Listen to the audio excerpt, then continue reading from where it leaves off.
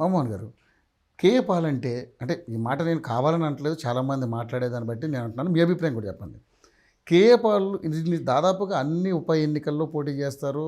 General ఎలక్షన్స్లో ఎక్కడ పడితే అక్కడ ఆయన ప్రచారం చేస్తాడు. అటు తెలంగాణ అని చూడకుండా అటు ఆంధ్ర అని చూడకుండా ఎక్కడ పడితే అక్కడ పోటీ చేయడానికి సిద్ధంగా ఉంటాడు. ఆయన ప్రచారాలు బ్రహ్మాండం చేసుకుంటారు. కానీ ఎక్కడా కూడా డిపాజిట్లు రానటువంటి పరిస్థితి. ఆయన కూడా చాలామంది ఒక అంటే కమిడియన్గా చూస్తున్నారు. అది చాలా ఆయన చాలా బాధపడ్డాడు, దాన్ని విమర్శించాడు కూడా.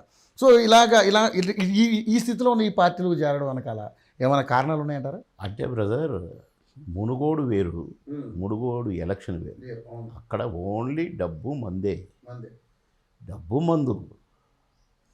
అసలు అక్కడికి పోకూడదు. పాలుగారు పాప ఆయనకు చెప్పిండ్రు, ఎవరు సరిగా చెప్పుండరు. ఏముందండి, ఎలక్షన్ అంటే ఏంటి? డబ్బులే కదా. ఆ లీడర్లకు కానీ వీళ్ళకి కానీ ఎవరికి ఏం కావాలా? డబ్బులు కావాలా. ఈయన అడిగింది ఇస్తారు, వాళ్ళకి అది కావాలా.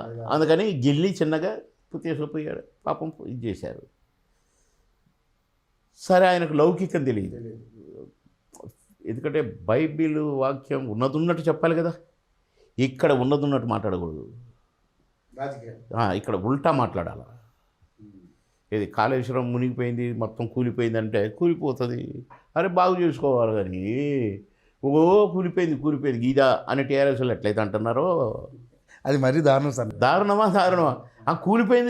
కూలిపోద్ది, అరే బాగా చేసుకో, రిపేర్ చేసుకోవాలి. ఒక పిల్లర్ పోతే దాని వెనక ప్రమాదం ఎంత ఉన్నదని ఆలోచించట్లే వాళ్ళు. సరే, ఇంకొకసారి ఏమంటాడంటే ఆ పన్ను ఊడిపోద్ది, కట్టించుకోకుండా మానేస్తామా, పంటి నొప్పి వస్తుంది, తీసి పారేసుకుంటామా, బాగా చేసుకుంటాం కదా.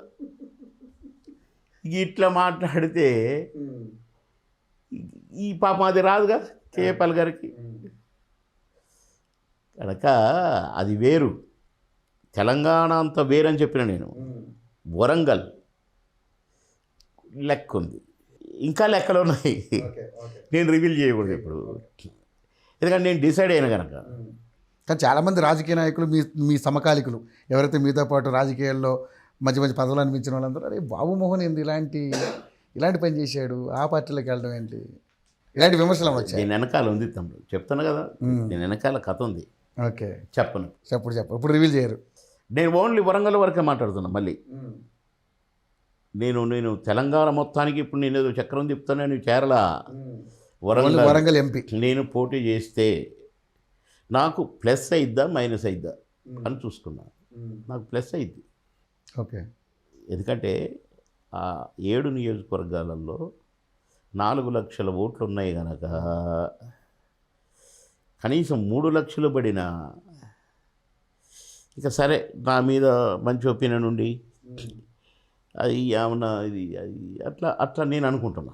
ఇక ఇప్పుడు చూసుకుంటే మనకి ఇక్కడ 17 ఉన్నాయి, అందులో ఆల్రెడీ ఒకటి ఎలాగో ఇది ఎక్కడ పోటీ చేయాలి, ఎక్కడ చేయాలి, only Warangal. Okay, only Warangal.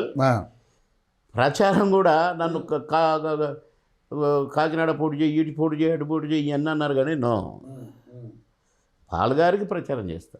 ఎంతోమంది ఎదవలకు ప్రచారం చేసిన, ఎదవలను గెలిపించిన. ఈటల రాజేంద్ర గెలుపులో నా ఓట్లు లేవా? ప్రమాణం చేయమనండి.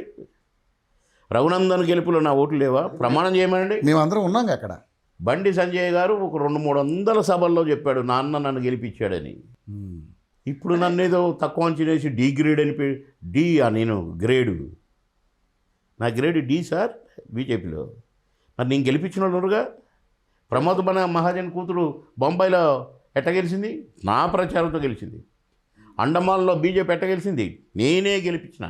అట్లా మర్చిపోతే ఎట్లా? అంటే నన్ను కావాలని పొమ్మనలేక పొగబెట్టుడేగా. ఇట్లా అవమానం, ఆత్మాభిమానం మీద దెబ్బ కొట్టారు సార్. అందుకని నేను బయటకు వచ్చిన సార్. ఓకే, సో మరి ఇది అధిష్టానాన్ని తీసుకెళ్లే కార్యక్రమం ఏం చేయలేదా మీరు ఢిల్లీకి? అంటే ఇప్పుడు ఇతను లక్ష్మణ్ ఎలక్షన్ కమిషన్ మెంబర్ ఏదో, రాజ్యసభ ఏదో, ఎందుకు ఆయన ఒక సర్పంచ్ని గెలిపించగలడా? గెలిపించిండా ఎప్పుడైనా ఒక్క సర్పంచ్ని? ఎమ్మెల్యేలని కదా ఆయనకు దమ్ము. అసలు ఆయనే ఎమ్మెల్యే గెలవడానికి లేదు, కానీ ఆయనకు 3 పోస్టులు ఇస్తారా సార్? ఒక పోస్ట్ నాలాంటి వాడికి ఇవ్వచ్చుగా, ఒక పోస్ట్ ఇవ్వచ్చు కదా. 3 ఎందుకు ఆయనకి? ఏం చేస్తాడని? ఇప్పుడు జడగొట్టడానికి పనికొచ్చిండు. బాబు మోహన్ లాంటి వాడు పోవటానికి పనికొచ్చిండు. కిషన్ రెడ్డి ఎంతమంది ఎమ్మెల్యేలకు ప్రచారం చేసిండు సార్? ఎంతమంది గెలిపించిండు? రాష్ట్ర అధ్యక్షుడు, కేంద్ర మంత్రి కదా. అదే నేను గెలిపించిన దమ్ము ఉంది నాకు, చరిష్మా ఉంది నాకు.